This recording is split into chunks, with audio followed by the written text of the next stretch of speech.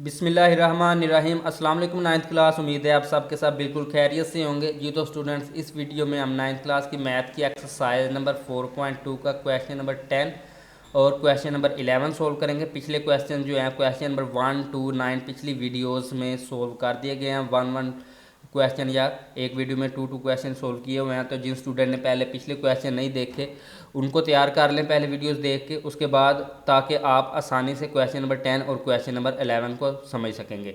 तो अब question number 10 को सोल्व करते हैं हम। तो ये क्वेश्चन नंबर 10 है अब आपके सामने स्क्रीन पे। If x plus 1 dividing by x is equal to 3 then find the value of x cube plus 1 dividing by x cube. तो इसमें सिर्फ एक ही वैल्यू दी गई है, तो इसमें से हम देख लेते हैं कि कौन सा फार्मूला यूज़ होगा। तो फार्मूलाज जो हैं वो आपने याद कर लिए होंगे। तो अब देखते हैं इसमें हमें क्यूब वाला फार्मूला चाहिए। तो क्यूब वाला फार्मूला नंबर 3 और फार्मूला नंबर 4 है। तो फार्मूला नंबर 3 को हम यूज़ करेंगे क्योंकि इसमें जो है ए क्यूब प्लस बी क्यूब भी मौजूद है और ए प्लस बी की वैल्यू गिवन है। और इसमें क्योंकि फार्मूला 4 है इसलिए यूज़ नहीं करेंगे क्योंकि इसमें ए स्केयर प्लस बी स्केयर दिया गया है, इसलिए ये यूज़ नहीं होगा क्योंकि स्केयर की वैल्यू नहीं गिवन है। तो इसलिए हम ये वाला फार्मूला जो है यूज़ करेंगे और इसी जो वैल्यू गिवन है उसकी मदद से हम ए प्लस बी होल की वैल्यू बी मालूम कर लेंगे। तो फिर हमें इसकी वैल्यू मालूम होगी है और ए प्लस बी की वैल्यू भी मालूम है। तो इस तरह से हम साथ साथ जब क्वेश्चन सोल्व करेंगे तो आपको समझ आ जाएगी। तो इसी टाइप के इसी फार्मूला को यूज़ करके मज़ीद 2-3 क्वेश्चन आगे सोल्व होंगे इसी तरह के। तो इंशाल्लाह आप जब पहले क्वेश्चन में अगर आपका कोई पॉइंट मिस हो जाता है तो जब आप दूसरा क्वेश्चन सोल्व करेंगे तो फिर आपको उसकी भी समझ लग जाएगी। नहीं तो आप इसी क्वेश्चन को 2 बार जो है आप वीडियो को देखेंगे तो फिर आपको दोबारा से जब देखेंगे तो जो पॉइंट आपको नहीं समझ आ रहा होगा वो समझ लग जाएगी। अगर फिर भी कोई पॉइंट समझ ना आए तो आप कमेंट करके पूछ सकते हैं, आपके कमेंट का जो है आंसर आपको कर दिया जाएगा। तो क्वेश्चन में ये फार्मूला पहले आप देखने का कैसे लगाना है। तो ये क्वेश्चन में x plus 1 dividing by x की वैल्यू गिवन है, यानी कि दो टर्म ये x जो है हमारा a है और 1 डिवाइडिंग बाई एक्स जो है हमारा b है। तो इसकी वैल्यू गिवन है। तो मैंने आपको बताया था कि a plus b whole cube की हम वैल्यू भी फाइंड कर लेंगे इसी की मदद से। तो पहले क्वेश्चन को सोल्व करने से यहाँ पे लिखेंगे सोल्यूशन और उसके बाद जो वैल्यू गिवन है x plus 1 dividing by x वो लिख लेते हैं हम इधर। x plus 1 dividing by x is equal to 3। अब जो है मैं यहाँ पे रफ में एक बार फार्मूला लिख देता हूँ ताकि आपको क्वेश्चन की समझ आती रहे। तो ये मैंने फार्मूला लिख दिया जो हमने यूज़ करना है। ए प्लस बी होल का cube is equal to a cube plus 3ab into a plus b cube. तो अब क्योंकि हमने ये वैल्यू गिवन है तो ए प्लस बी के होल क्यूब की वैल्यू जो है हम इसी की मदद से फाइंड कर सकते हैं। वो कैसे, हम दोनों तरफ जब क्यूब लेंगे क्योंकि इक्वेशन है ना, तो इक्वल का साइन है तो दोनों तरफ हम कुछ भी कर सकते हैं, प्लस डिवाइड मल्टीप्लाई या क्यूब रूट स्क्वायर रूट वगैरह ले सकते हैं। तो क्योंकि हमें होल का क्यूब चाहिए तो इस साइड पे भी हम क्यूब ले लेंगे और इस साइड पे भी क्यूब ले लेंगे। तो पहले यहाँ पे स्टेटमेंट लिखते हैं taking cube on both side. तो ये लिख दिया स्टेटमेंट। अब जो है हम इस साइड पे x plus 1 dividing by x whole का क्यूब लेंगे। तो यहाँ पे लिखते हैं x plus 1 dividing by x whole का क्यूब और दूसरी साइड पे जो है इज़ इक्वल टू हम लिखेंगे 3 होल का क्यूब। तो अब जो है क्योंकि क्यूब ले लिया तो इस साइड पे इसको इसी तरह से रहने देंगे तो ये आ जाएगा, या फिर यहीं पे हम फार्मूला देखें ये बन गया मुकम्मल फार्मूला। तो इस फार्मूला को हम ओपन कर लेते हैं, ठीक है। यहाँ पे मैं रफ में लिखूँगा। जब इसको ओपन करेंगे ये देखें ए प्लस बी होल का क्यूब किसके इक्वल है, इस मुकम्मल के इक्वल है, ठीक हो गया। तो या इसकी जगह पे यानी हम जो है इसको अब लिखेंगे ओपन करके और इसकी वैल्यू जो है वो इस साइड पर ही रहेगी। तो जब इस फार्मूला को हम ओपन करेंगे ए प्लस बी होल के क्यूब को तो ये आंसर आएगा। तो ये इसकी जगह पे हम इसका आंसर लिखेंगे। तो यहाँ पे ये x हमारा a है तो यहाँ पे लिखेंगे x क्यूब प्लस उसके बाद 3 है तो 3 लिखेंगे, उसके बाद इनटू a की जगह पे x है तो x और b की जगह पे जो है वो 1 डिवाइडिंग बाई एक्स है तो वहाँ पे आप लिख देंगे 1 डिवाइडिंग बाई एक्स और उसके बाद फिर से इनटू जो है वो a प्लस बी है तो a x प्लस b जो है वो 1 डिवाइडिंग बाई एक्स है तो यहाँ पे लिखेंगे x plus 1 dividing by x और उसके बाद इधर प्लस है तो प्लस लगाएंगे और b की जगह पे हम लगाएंगे 1 डिवाइडिंग बाई एक्स का क्यूब। तो यहाँ पे हम लिख देते हैं 1 डिवाइडिंग बाई एक्स होल का क्यूब, क्योंकि b की जगह पे 1 डिवाइडिंग बाय x है तो b का क्यूब मतलब 1 डिवाइडिंग बाय x का क्यूब। तो इसको मैं यहीं पे आपको अगर बता दूं, जब किसी भी बटे वाली रकम के ऊपर क्यूब हो बाहर ब्रैकेट के, तो वो ऊपर वाले का हम अलग से क्यूब लेते हैं और नीचे वाले का अलग से लेते हैं। जब हम जो है इधर 1 का क्यूब लेंगे यानी कि 1 को 3 टाइम मल्टीप्लाई करेंगे तो आंसर 1 ही आता है, तो इसलिए इसका क्यूब 1 नहीं रहेगा और x का क्यूब जो है वो आ जाएगा x क्यूब। तो इसको ब्रैकेट को मैं यहीं पे ओपन कर देता हूँ, एक स्टेप जो है वो बच जाएगा। ठीक हो गया, तो ये मैंने पॉइंट आपको समझा दिया। उसके बाद जो है ये फार्मूला को अब रिमूव कर देते हैं। ठीक हो गया, क्योंकि ये रफ में ही आपने लिखना है, सिर्फ आपको बताने के लिए इधर लिखा था। तो ये इसकी जगह पे हमने इसकी वैल्यू पुट कर ली है या इसको ओपन करके लिख लिया है, तो ये आ गया इसका, और इज़ इक्वल टू इक्वल की दूसरी साइड पे 3 है, 3 का क्यूब लेंगे तो 3 को 3 टाइम मल्टीप्लाई करेंगे, 3 3 दा 9 और 9 3 दा 27 आ जाएगा। इधर इस तरह से इसको ओपन कर लिया।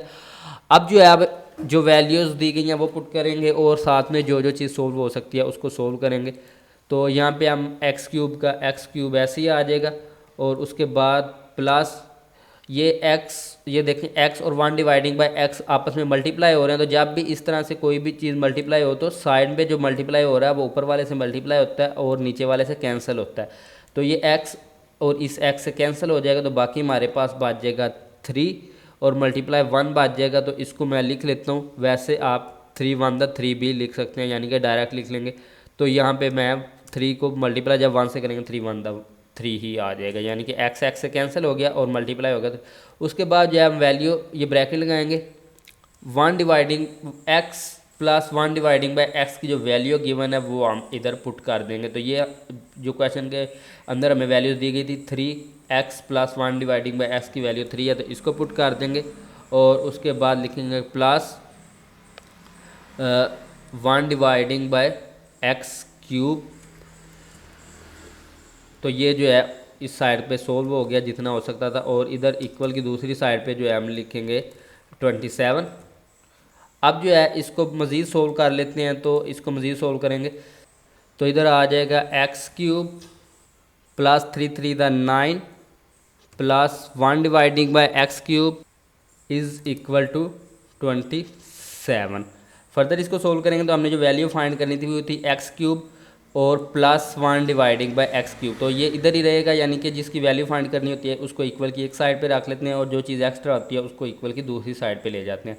तो ये एक्स क्यूब इधर ही लिखेंगे हम, एक्स क्यूब और plus 1 dividing by x cube, और ये 9 जो है ये इधर प्लस हो रहा है तो उधर जाके ऑपोजिट हो जाएगा, यानी कि माइनस हो जाएगा। इधर से ख़त्म करना है तो क्या करेंगे, इधर से भी माइनस कर देंगे, इधर से भी माइनस कर दें, या डायरेक्ट आप इधर से ही माइनस कर दें और इधर से ख़त्म कर दें तो उधर से डायरेक्टली ख़त्म हो जाएगा। तो यहाँ पे लिखेंगे 27 माइनस 9 और इधर जो है यह x cube plus 1 divided by x cube जो है इसी तरह से आ जाएगा, और इज़ इक्वल टू इसको माइनस करेंगे तो क्वेश्चन का जो आंसर है वो आ जाएगा 18। तो ये हमारा इस क्वेश्चन का आंसर है। उम्मीद करता हूँ कि आपको इस क्वेश्चन की अच्छे से समझ लग गई होगी।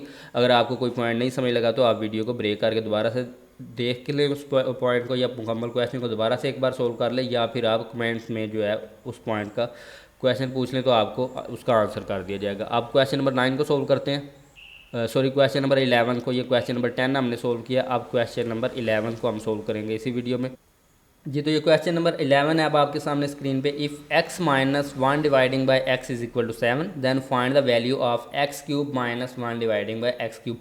पिछले क्वेश्चन की तरह ही है सेम, लेकिन उसमें प्लस था तो इधर माइनस है तो फार्मूला वही यूज़ होगा, लेकिन माइनस वाला यूज़ होगा। एक बार फार्मूला आपको दिखा देता हूँ। तो ये फार्मूला नंबर 3 हमने पिछले क्वेश्चन में यूज़ किया था प्लस का, और इसमें हम यूज़ करेंगे माइनस का, क्योंकि हमने वैल्यू जो फाइंड करनी है a cube minus b cube की वैल्यू फाइंड करनी है। तो इसी को जो है हम उधर यूज़ करेंगे। तरीका वही पिछले क्वेश्चन वाला जो पिछले क्वेश्चन में जिस तरह हमने सोल्व किया कि a माइनस बी होल का क्यूब बनाने के लिए दोनों तरफ क्यूब लेंगे हम।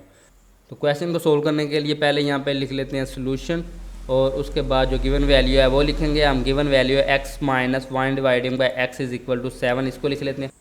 और उसके बाद जो हमने दोनों तरफ क्यूब लेना है होल का, ताकि इधर x minus 1 dividing by x whole का क्यूब बन जाए। तो यहाँ पे स्टेटमेंट लिख लेते हैं हम, taking cube on both side.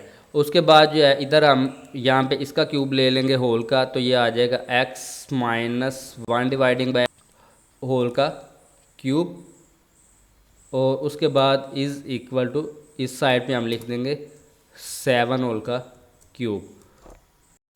तो यहाँ पे रफ में वो फार्मूला हम लिख लेते हैं जिसको हमने यूज़ करना है। फार्मूला है हमारे पास, अब हमने यूज़ करना है a minus b whole cube is equal to a cube minus 3ab into a minus b minus b whole का क्यूब। ठीक हो गया। तो ये इस तरह से ये फार्मूला है। तो अब जो है क्योंकि ये है ए माइनस बी होल का क्यूब, तो इधर जो है ए हमारा जो है वो एक्स के इक्वल है और बी जो है वो 1 डिवाइडेड बाई एक्स के इक्वल है, और ये होल का क्यूब है। तो इसकी जगह पे हम इसका क्यूब जो है इसको ओपन करके लिखेंगे, और इधर जो है ये 7 का क्यूब इसी तरह से लिखेंगे हम इसका क्यूब मालूम करने के बाद। तो ए माइनस बी होल क्यूब किसके इक्वल है, इसके इक्वल है।